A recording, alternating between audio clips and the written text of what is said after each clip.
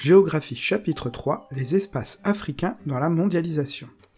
Des territoires attractifs. Un continent en développement. La part des pays africains dans le marché mondial augmente. Les grandes FTN, c'est-à-dire les firmes transnationales, et les pays comme la Chine investissent en Afrique. Un rôle plus important dans la mondialisation. L'Afrique du Sud, première puissance africaine, a rejoint le G20, c'est-à-dire les 20 États les plus influents, et les BRICS qui réunit les nouvelles puissances. Une Afrique de plus en plus connectée. Le nombre de téléphones portables et d'utilisateurs d'Internet explose.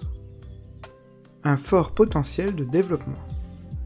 Une population jeune et mieux formée. La scolarisation et l'espérance de vie augmentent. 40% de la population a moins de 15 ans.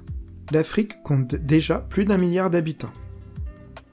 Des atouts dans la mondialisation, et notamment un sous-sol riche et de nombreuses ressources naturelles, minerais rares, pétrole ou diamants, terres rares également qui permettent la fabrication des téléphones portables. Une Afrique qui s'urbanise de plus en plus. L'urbanisation de l'Afrique demande de nombreux investissements, comme par exemple à Johannesburg, en Afrique du Sud. Des espaces confrontés à de nombreux problèmes. Des inégalités très fortes. Tous les habitants ne bénéficient pas des mêmes effets positifs de la mondialisation, comme dans l'exemple de Lagos au Nigeria.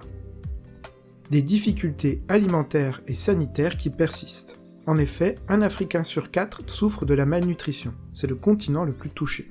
C'est également le continent le plus touché par l'épidémie du sida par exemple, avec plus de 5% de la population concernée.